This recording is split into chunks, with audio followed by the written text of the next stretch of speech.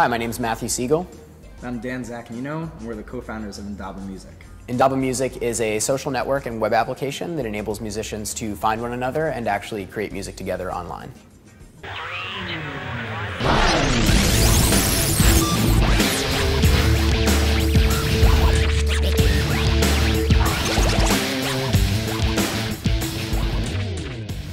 Hi, I'm Courtney Nichols, and I'm the host of nextNYers.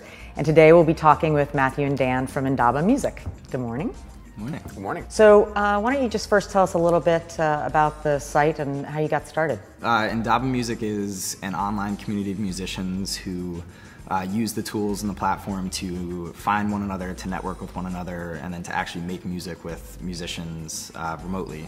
And how did you let the musicians know about the site? Well, we started with a core group of kind of professional musicians, studio musicians who would want to use the site to work with other people, actually get paid for their work, and also amateur musicians who were just really passionate about their bands or the music that they were working on. And from that core group, that enabled us to build kind of a starting base of really exciting content, so projects that were being worked on the site, interesting profiles, interesting people for others to interact with, and from there, that community kind of created a kind of viral pattern that now we've just passed about 25,000 registered artists. That's great. And is that on track with what you projected in terms of the growth? Are you happy with that? Are you looking for more aggressive growth in the near term? We'll be thinking about growth a lot in 2008. That's been very exciting for us. We're very pleased with that, particularly because we focused early on content creators, serious musicians who would use the site to actually create music and interact with one another, rather than passive users who don't necessarily create content or engage with all the different tools that we provide.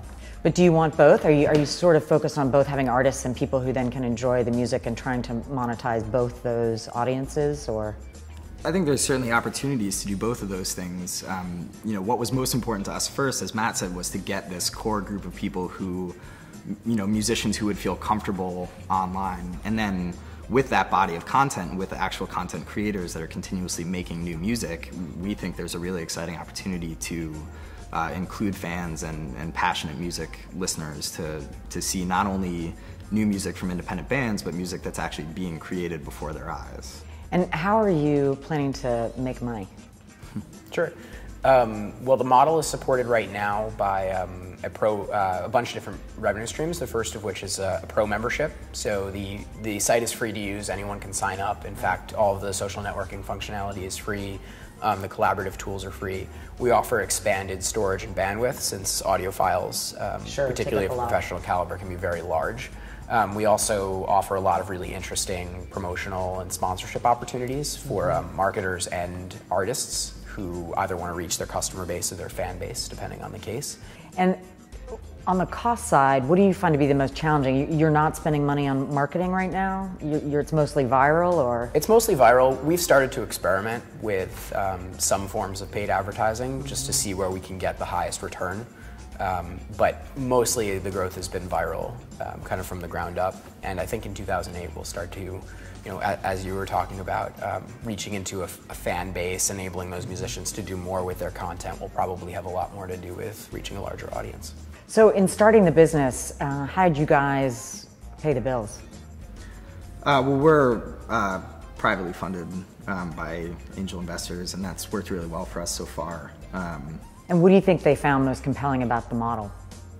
I think what they found most compelling about Indaba specifically is the focus on artists and the idea that that can be the future for the music industry. Right. We don't think of ourselves necessarily as a technology company. We really try to think of ourselves as a music company, and not just a music company, but one that's focused on artists. Right. And so do you consider yourselves a competitor to the record labels? We're certainly not right now. In fact, there are a lot of people on Indaba who will create music and perhaps syndicate it elsewhere or get it discovered through Indaba and then maybe get a record deal. There are lots of examples of that happening on other websites that have been around for longer than us. In the future, we'll continue to provide whatever services our community asks for. So when you think about the competitive landscape, who do you see as a threat to the business? Well, there's a lot of interesting things going on in the space of online collaboration, and it's really all just sort of started to take form over the last 12 months or so. You know, there are certainly sites that do things like that focus on remixing. Jam, Glue, and Splice have really vibrant communities of people who are remixing other people's tracks and sharing music online. We really see what we do as unique. I mean, we're serving a level of musician that I think is not really touched upon by a lot of these other sites. It's, you know, it's serious musicians. That doesn't mean professional. It could be amateurs or professionals, but you know, it's people like studio musicians. It's people who are creating original content and want to collaborate with other people. It's not about remixing. So where are you in the sort of fundraising process? You talked about a lot of growth in 2008. What are you hoping to achieve, and are you reaching out to the financial community to look for another round of financing? We're very well capitalized. We're fortunate to be very well capitalized, so we're not currently seeking additional financing. However, we're always interested in conversations with both financial and strategic partners that can help us grow our business, and you know, that's been something, as we said, that has been really helpful for us from the beginning, finding those people and those companies to work with. And how long do you anticipate it taking until the business is really profitable? Certainly within, we would hope within the next 2 to 5 years. Mm-hmm. Do you think at all about the digital divide in terms of, you know, to be able to record music online, you've got to have access to all those tools, and they aren't necessarily inexpensive in some cases. Are you concerned about that, or? There's you know, I mean, one of the things that's been very exciting in the last several years is exactly the proliferation of cheap technology. I mean, even Pro Tools, which is the industry standard recording software, is available for, you know, as little as $400. That's still a big price barrier for a lot of people, and you know, there's other exciting things. There's a program called Audacity, which is a free open source recording platform that does multi-track recording and mixing and editing.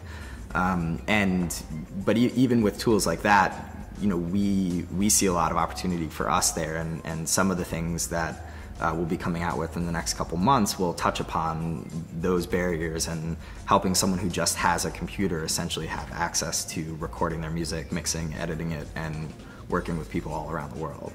Here's what we learned about Indaba music.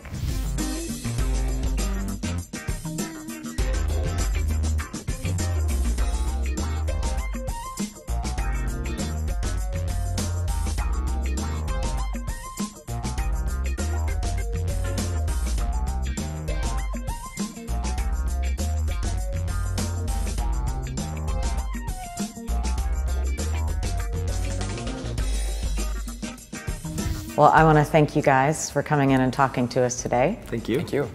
Thanks for watching Next New Yorkers. I'm your host, Courtney Nichols, and we hope you'll join us again.